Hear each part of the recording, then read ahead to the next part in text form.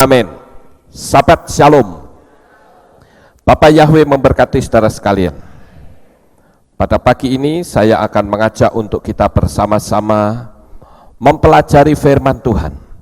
Saudara yang terkasih, jikalau kita melihat di hari-hari terakhir ini, banyak sekali peristiwa-peristiwa yang terjadi di dalam dunia ini, baik itu peristiwa alam maupun peristiwa politik yang ada di dunia, membuat kita menjadi miris. Membunuh orang begitu mudahnya, bencana bisa terjadi setiap saat, sehingga membuat orang itu merasa hidup ini sangat menakutkan. Lebih lagi menjelang kedatangan Tuhan ini, kalau saudara boleh merasakan hari-hari ini berjalan dengan sangat cepat sekali, sehingga satu minggu rasanya sangat cepat, saudara. Nah, justru di kondisi keadaan yang semakin mendekatnya kedatangan Tuhan, ternyata saya menemukan ada fenomena yang cukup aneh, yaitu lemahnya anak-anak Tuhan. Banyak orang yang mengalami kemunduran di dalam iman. Bahkan orang meninggalkan Tuhan itu begitu mudah, apalagi saat menghadapi banyak tantangan. Oleh karena itu saya ingin mengajak saudara pada pagi ini untuk belajar dari seorang raja yang memiliki kekuatan iman yang luar biasa sampai pada hari matinya. Siapakah raja itu? Tidak lain adalah Daud. Kita perlu cari tahu apa rahasianya. Daud itu selalu kuat di dalam Tuhan. Padahal kalau kita melihat dari kehidupan Daud, banyak sekali masalah-masalah yang dia hadapi. Sekalipun kita tahu bahwa Daud memiliki sisi gelap dalam hidupnya, tetapi mari kita akan lihat apa rahasianya kekuatan Daud ini. Sampai di kitab Melehim Alef, di sana dicatat bagaimana Daud ini meninggal. Dia bisa memberikan pesan kepada anaknya yang bernama Salomo.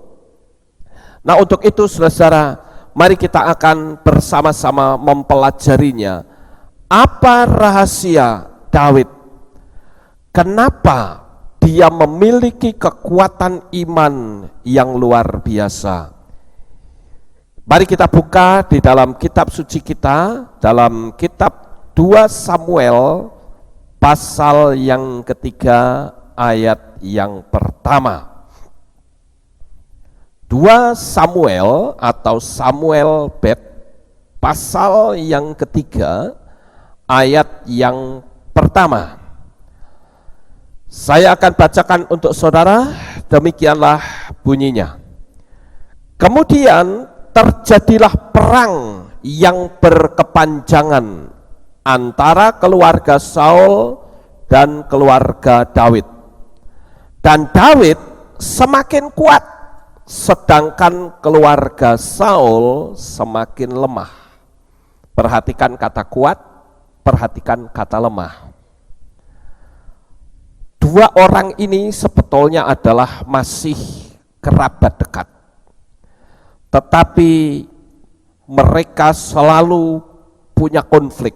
Walaupun memang saya kalau pelajari dua sosok manusia ini, kita melihat ada Saul, ini orang yang iri hati, orang yang gampang cemburu, sehingga hatinya itu diwarnai dengan rasa dengki yang luar biasa, sehingga hidupnya tidak tenang. Dia berusaha untuk membunuh dan membinasakan lawan-lawannya. Jadi saudara-saudara, hal yang membuat Daud ini menjadi semakin kuat, baik kuat secara pasukan maupun kuat di dalam iman, saya menemukan ada beberapa hal.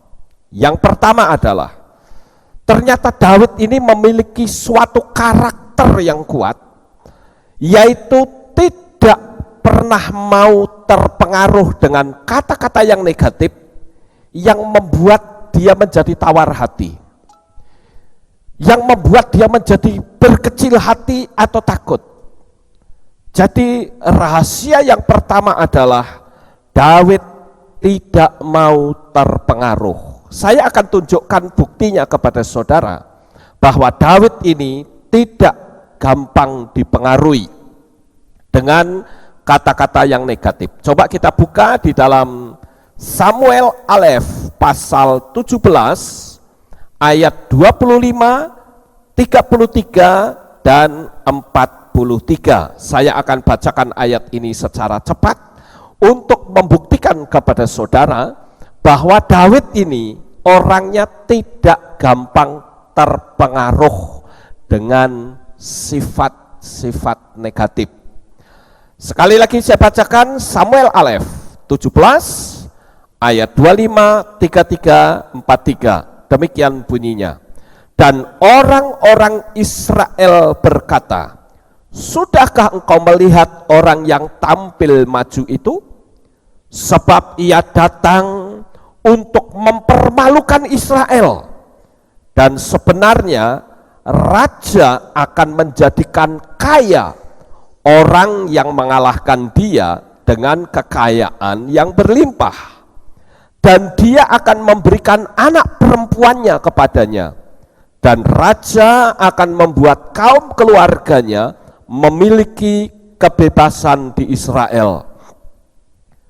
Dan Saul berkata kepada Daud, engkau tidak akan sanggup pergi kepada orang Filistin itu untuk bertarung dengan dia, karena engkau masih muda dan dia adalah prajurit sejak masa mudanya. Dan orang Filistin itu berkata kepada Daud, apakah aku ini anjing sehingga engkau telah mendatangi aku dengan tongkat? Lalu orang Filistin itu melecehkan Daud demi ilah-ilahnya. Di sini ada 3 tantangan yang dihadapi oleh Daud pada saat itu, saudara. Kalau saya bayangkan pada waktu Daud mengantar makanan untuk kakak-kakaknya, dia melihat satu pemandangan yang membuat dia bingung. Kenapa ini pasukan Israel ngapain gitu loh? Sementara dia berdiri, tentaranya begitu banyak, ditantang satu orang, mereka kayak tikus kejebur got, saudara. Tidak bisa berbuat apa-apa, cuman hanya jekutut aja. Saudara bisa bayangkan pada saat itu Daud hatinya berontak. Ini nggak bisa cara seperti ini. Padahal pada waktu itu hal yang pertama di ayat 25, orang Israel itu cerita kepada Daud, kamu tahu nggak kalau orang bisa mengalahkan itu tuh raksasa itu, nanti Raja Saul akan kasih kekayaan, keluarganya akan dibebaskan. Tapi Daud tidak terpengaruh dengan duit, saudara. Daud itu tidak terpengaruh lalu di dalam pikirannya berkata, wah, aku kalau bisa ngalahin orang ini, aku dapat kekayaan. Aku mau dikasih cewek lagi, anaknya Saul. Wah, kapan lagi nih? Dia tidak berpikir di situ. Yang dia pikirkan adalah ini tidak wajar. Pasukan Israel yang notabene-nya adalah orang yang memiliki Yahweh sang pencipta yang dahsyat kok dilecehkan oleh orang ini. Jadi dia tidak terpengaruh dengan iming-iming baik kekayaan maupun perempuan dan keluarga yang dienakkan. Kemudian dari Saul sendiri dia sempat mempengaruhi, ya. Di ayat yang ke-33 dikatakan, dan Saul berkata kepada Daud, engkau tidak akan sanggup pergi kepada orang Filistin itu. Belum apa-apa sudah diintimidasi otaknya, saudara. Kamu gak akan bisa deh, dia militer, kamu gak akan mampu menghadapi dia. Nah, saudara yang terkasih, di sini sebetulnya Daud terpengaruh. Dia melihat dirinya sendiri, iya ya, aku seorang gembala, masa aku bisa ya menghadapi militer yang sudah belajar berantem dari sejak muda. Nggak bisa ini, aku nggak mungkin bisa menang. Tapi ternyata Daud tidak terintimidasi dengan ucapan Saul, saudara-saudara. Yang ketiga, intimidasi dari Goliat itu sendiri. Dia berkata, dan orang Filistin itu berkata kepada Daud, apakah aku ini anjing, sehingga engkau telah mendatangi aku dengan tongkat? Lalu orang Filistin itu melecehkan Daud demi ilah-ilahnya. Saya kalau melihat peperangan antara Daud dan Goliat, wah itu saya suka sekali, saudara. Karena di situ Daud pada waktu dia mendapatkan ancaman, intimidasi di otaknya, dia tidak cuma diam lagi, oh ya, iya, tidak. Dia bangkit, keberaniannya begitu luar biasa. Coba apa yang diucapkan Daud ketika Saul mengintimidasi otaknya dengan berkata, kamu tidak akan sanggup menghadapi Goliat itu. Perhatikan di kitab Samuel Alef pasal 17 ayat 34 sampai 37, kita lihat jawaban Daud, saudara-saudara. Ini luar biasa dan saya sangat suka dengan jawaban Daud ini. Dia berkata begini, lalu Daud berkata kepada Saul, hambamu ini telah menjadi gembala di antara domba-domba bagi ayahnya. Ketika singa dan beruang datang serta merampas seekor domba dari kawanannya, maka aku mengejar dan memukulnya serta melepaskannya keluar dari mulutnya. Dan apabila dia bangkit melawan aku, maka aku akan menangkap janggutnya dan memukulnya serta membunuhnya. Hambamu ini telah memukul baik singa maupun beruang, dan orang Filistin yang tak bersunat itu akan menjadi salah satu dari mereka, karena dia telah mengejek pasukan Elohim yang hidup. Dan Daud berkata, Yahweh yang telah melepaskan aku dari cakar singa dan dari cakar beruang, dia akan melepaskan aku dari tangan orang Filistin itu.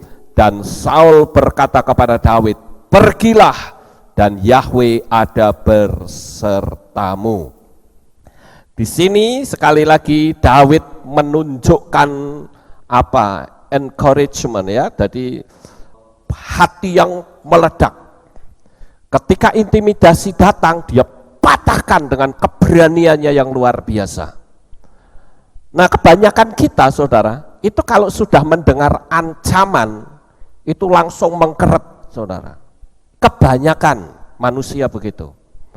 Makanya memang kalau kita melihat dari orang-orang yang belajar ilmu bela diri, itu ada baiknya satu, yaitu dia dilatih untuk tidak takut menghadapi ancaman.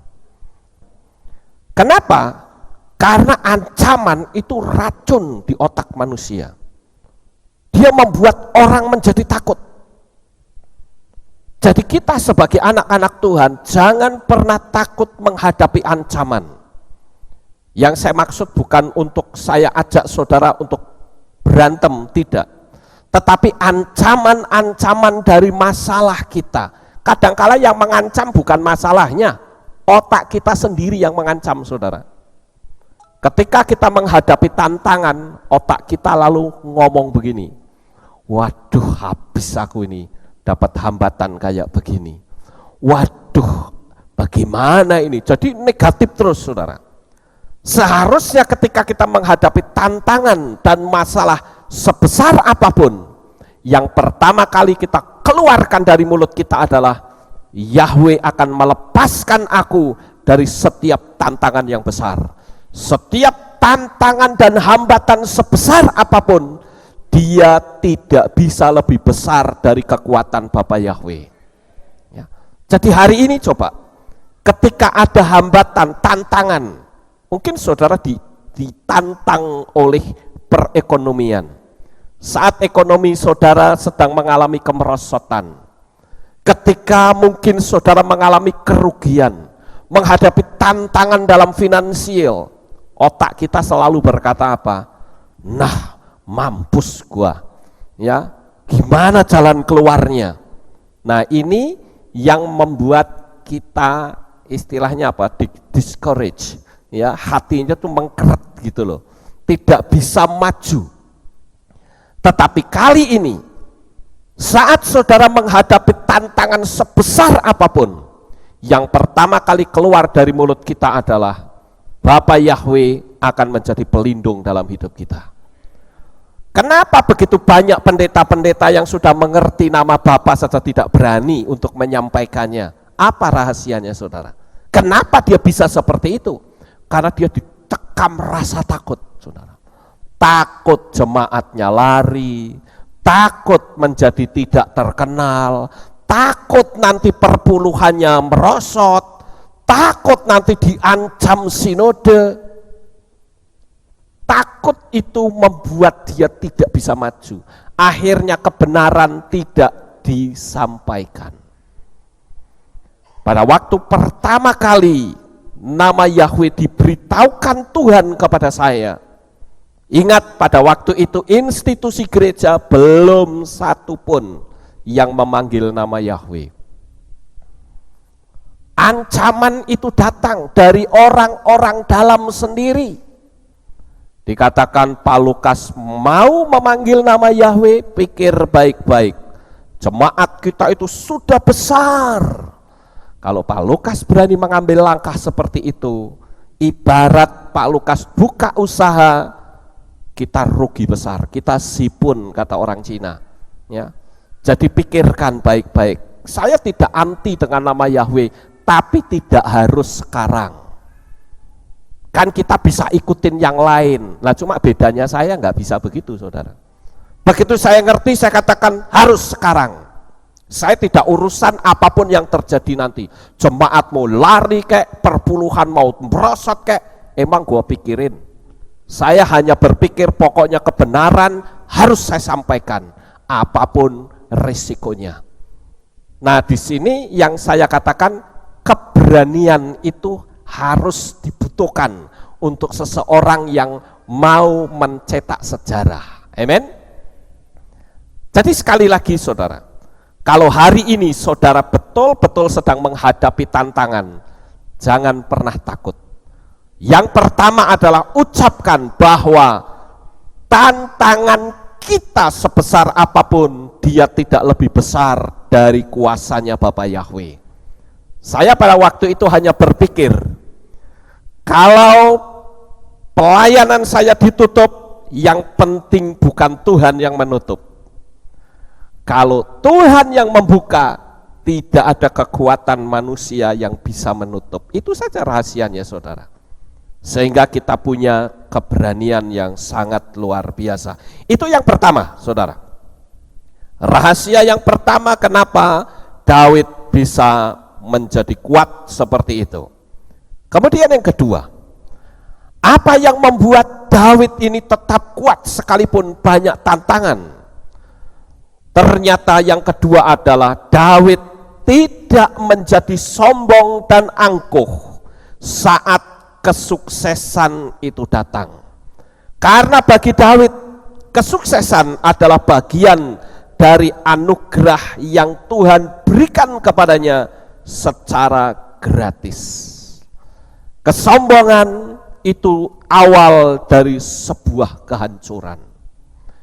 Ketika keberhasilan itu sudah didapat, orang sudah tidak lagi melihat bahwa kesuksesan dan keberhasilan itu sebetulnya datangnya dari Tuhan.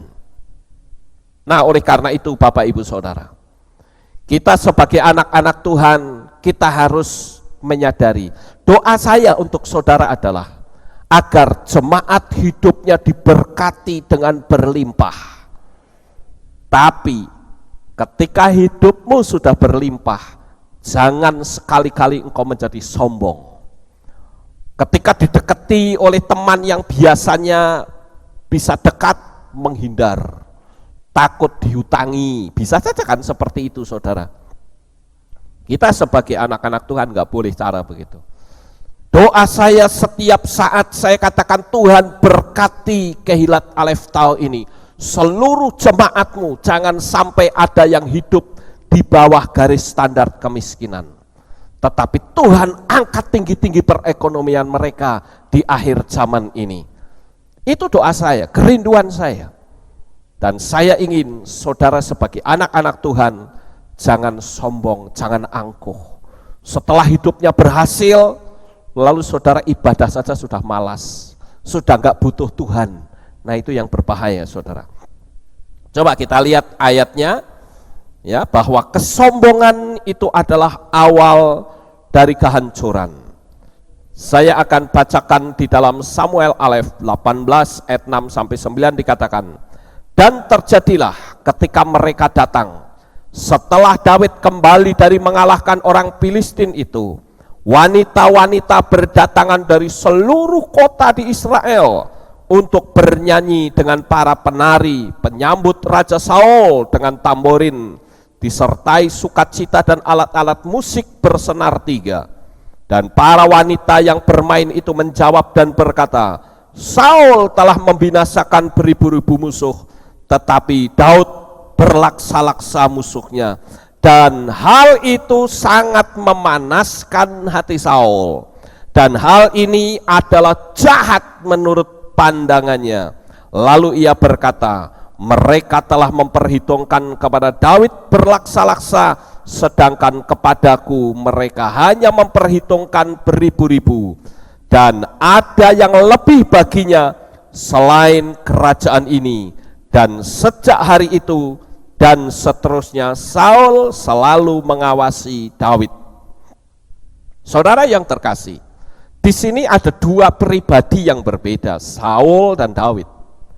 Seharusnya ketika Daud itu menang perang, dia bersukacita disambut perempuan-perempuan. Harusnya Saul bangga dan bersukacita. Ternyata di pasukanku ada orang hebat. Bukan malah ditindas, bukan malah ditekan, saudara. Saya sering melihat di gereja-gereja, kalau dari jemaat itu muncul orang pandai, gembalanya gelisah ketakutan, saudara. Lalu dia coba bagaimana caranya untuk menekan jemaat itu, sehingga dia tidak masuk dalam pelayanan karena takut kesaing. Nah ini keliru sekali. Saya di sini justru berdoa supaya dari jemaat ini akan muncul orang-orang hebat yang kelak bisa menjadi penerus generasi ini. Kalau Yesua belum datang tentunya. Bukan malah iri hati, saudara. Bagaimana kalau sekali waktu dalam kehidupan saudara ada orang lain yang lebih hebat. Saudara pimpin satu perusahaan misalnya, ternyata di bawahan saudara muncul orang-orang hebat. Apakah saudara merasa dan takut kesaing? Kalau saudara takut kesaing, itu energi negatif. Dan saudara sendiri yang betul-betul akan dilibas habis. Karena kita tidak bijaksana.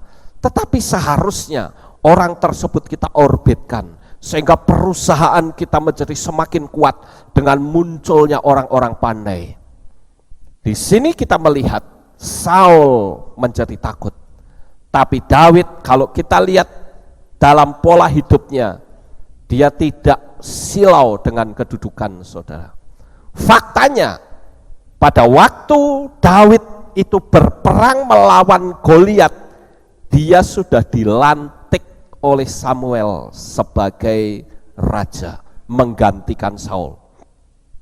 Tetapi ternyata Daud tidak menjadi sombong, dia masih bisa membawa makanan untuk kakak-kakaknya. Ini luar biasa sekali, saudara. Kita sebagai anak-anak Tuhan, kita perlu belajar kerendahan hati dari Daud. Sekali lagi doa saya, agar jemaat Tuhan di tempat ini hidupnya semakin diberkati. Amin. Yang ketiga, Yang ketiga, rahasia dari keberhasilan iman Daud adalah Daud selalu menjaga kekudusan. Memang kita tahu bahwa Daud pernah jatuh dalam dosa.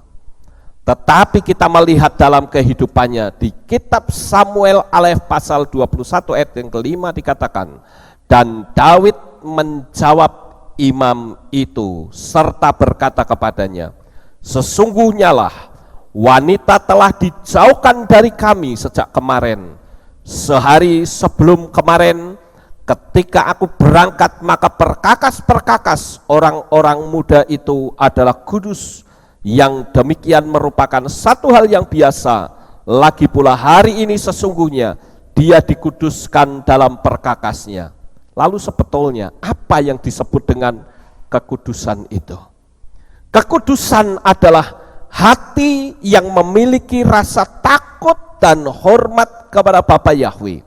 Itu yang disebut dengan kekudusan. Itu kata kitab Tehillim, ya, kitab Mazmur pasal 19 ayat 9, atau ada yang mencatat ayat 10, dikatakan takut akan Yahweh itu kudus, takut akan Yahweh itu suci, tetap bertahan selama-lamanya, penghakiman Yahweh itu benar, mereka bersama menjadi benar. Jadi saudara, takut akan Yahweh itu akan bisa mempertahankan kehidupan kita, sehingga kita tidak menjadi lemah dan mundur dari Tuhan. Bagaimana kalau sekali waktu saudara memiliki kehidupan perekonomian yang sedang drop total, sementara orang-orang yang ada di sekitar saudara tidak ada satupun orang yang membantu, tetapi justru orang dari agama lain yang menolong saudara. Bagaimana pikiran saudara ketika berhadapan dengan peristiwa seperti itu? Biasanya yang saya sering lihat, orang mengambil sebuah pernyataan begini, coba lihat, agama lain ternyata lebih baik dari kita. Orang-orang di sekitar saya berbicara tentang kasih, tapi bohong semuanya. Orang mulai menghakimi saudara. Orang kan tidak tahu teman-teman kita ekonomian seperti apa. Tetapi kalau orang yang mengerti kebenaran firman Tuhan, saat dia menghadapi keterpurukan ekonomi, lalu ada orang dari kepercayaan lain yang menolong, seharusnya ucapan kita begini, Tuhan, Bapa Yahweh, saya berterima kasih karena sekalipun orang-orang di dekat saya tidak mampu menolong saya, tetapi Engkau sanggup menolong saya dengan memakai orang-orang kafir yang tidak percaya kepada Bapa Yahweh, dipakai oleh Tuhan untuk menolong saya. Seperti Elia, di tengah-tengah musim kering, Engkau sanggup untuk mengirimkan burung-burung gagak memberi makan kepada Elia. Harusnya begitu saudara. Sehingga sekalipun yang menolong agama lain, bukan kita malah pindah ke agama lain, tetapi justru kita memiliki iman yang semakin kuat, bahwa orang dari kepercayaan lain itu hanya alat Tuhan untuk menolong saudara. Selama kita mengandalkan Bapa Yahweh, percayalah, Dia sanggup untuk menolong sebesar dan seberat apapun beban saudara. Jikalau hari ini mungkin orang-orang di sekitarmu tidak bisa memberikan pertolongan, jangan pernah mengeluh. Bapak Yahweh sanggup untuk memakai manusia sepelit apapun untuk bisa menolong saudara. Amen. Yang terakhir saudara, kita melihat apa rahasia Daud sampai dia tetap memiliki kekuatan iman yang begitu luar biasa, yaitu pikiran yang selalu diperbaharui dari hari ke hari. Saudara, di dalam kitab Tehillim pasal 32 ayat yang ke-11, Daud berkata demikian, bergembiralah di dalam Yahweh dan bersukacitalah, hai orang-orang benar, dan semua orang yang lurus hatinya bersorak-sorailah karena sukacita. Ucapan Daud ini menurun kepada anaknya, yaitu Salomo. Sehingga Salomo di dalam kitab Amsal atau kitab Mislei mengatakan, hati yang gembira adalah obat.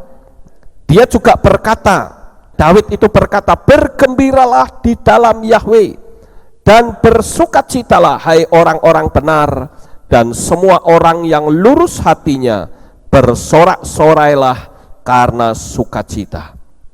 Hal gembira yang dilakukan oleh Daud juga dilakukan oleh Salomo dan dipertegas dengan hikmatnya. Di dalam kitab Mislei 17 ayat 22 dikatakan, hati yang gembira mengerjakan kesembuhan, tetapi semangat yang patah mengeringkan tulang. Dan di kitab Mislei 15:13 juga dikatakan hal yang sama. Jadi saudara, yang terpenting sekarang adalah buat hati kita itu selalu bergembira. Kalau hati kita bergembira, maka pikiran kita akan selalu diperbaharui dari hari ke hari. Ini aneh loh saudara, pikiran kok bisa baru tiap hari. Biasanya barang yang nggak dipakai saja kemakan usia pasti rusak. Coba saja saudara beli sepatu baru deh dari toko, jangan saudara pakai. Tunggu 1 tahun, biarkan saja, nanti kan rusak dengan sendirinya. Betul nggak saudara? Ya. Apalagi saudara pakai sepatu itu, cepat rusak saudara. Tetapi aneh, kenapa ada pikiran yang diperbarui dari hari ke hari? Ternyata ketika seseorang itu hatinya bergembira, hatinya itu tidak memikirkan hal-hal yang bersifat negatif, itu bisa membuat ada enzim penyembuh di dalam diri manusia itu, sehingga awet muda, wajahnya akan selalu nampak cantik. Kenapa? Karena hatinya gembira. Tetapi coba kalau orang hatinya susah terus saudara, ketakutan, kekhawatiran, itu cairan adrenalin di dalam diri manusia itu keluar. Dan ketika cairan adrenalin itu menyerang fisik, apakah itu ginjal, apakah itu organ lain, pasti akan cepat rusak saudara. Dan orang itu akan kelihatan nampak tua. Nah oleh karena itu, jangan kita bersedih hati, sehingga kita akan tetap sehat. Pernah nggak kita mikir saudara, kenapa ya orang gila itu kok nggak sakit saudara? Pernah saudara melihat orang gila sakit? Ya, saya nggak pernah tuh lihat orang gila sakit saudara. Kalau kita melihat ya orang-orang gila, orang gila itu tidak sakit loh saudara. Padahal kalau saudara lihat orang gila itu kadang makan sampah. Kenapa nggak sakit dia makan sampah? Kita boro-boro makan sampah ya toh. Makanan yang kemarin saja kita berpikir, wah ini kok makanan sudah basi ya. Coba saudara makan lah mesti sakit. Apa yang menyebabkan hal itu? Kembali ke pikiran saudara. Ketika pikiran kita serahkan kepada Tuhan, kita bikin pikiran kita tidak dirasuki oleh hal-hal yang berenergi negatif. Apakah itu kekhawatiran, kemarahan, ketakutan, maka tubuh kita akan sehat. Betul saudara? Praktek saja coba. Pokoknya yang penting kita percaya bahwa hari-hari kita, perjalanan hidup kita itu dituntun oleh kekuatan yang datang dari tempat yang maha tinggi. Jadi jangan pernah mikir yang menakutkan. Seperti orang gila nggak pernah mikir saudara. Bahkan orang gila itu kadang telanjang loh, kehujanan, kepanasan. Tapi saya nggak pernah lihat orang gila sakit rodok gini, keroan gitu. Orang gila itu santai saja. Tapi bukan berarti saya menyuruh saudara untuk jadi orang gila. Tidak, bukan maksud itu. Lalu saya suruh saudara telanjang di jalan. Tidak. Cuman yang saya arahkan adalah orang gila itu nggak mikir macam-macam, saudara. Dia tidurnya di emper saja nggak sakit, betul nggak, saudara? Bahkan kadang disemuti nggak sakit. Kita boro-boro ada nyamuk satu aja bingung, saudara. Ya, inilah. Jadi keempat hal ini, jikalau kita bisa melakukan, saya yakin iman saudara akan tetap kuat sampai Yesua datang untuk yang kedua kali. Amin. Sukses besar untuk saudara. Bapak Yahweh memberkati. Haleluya.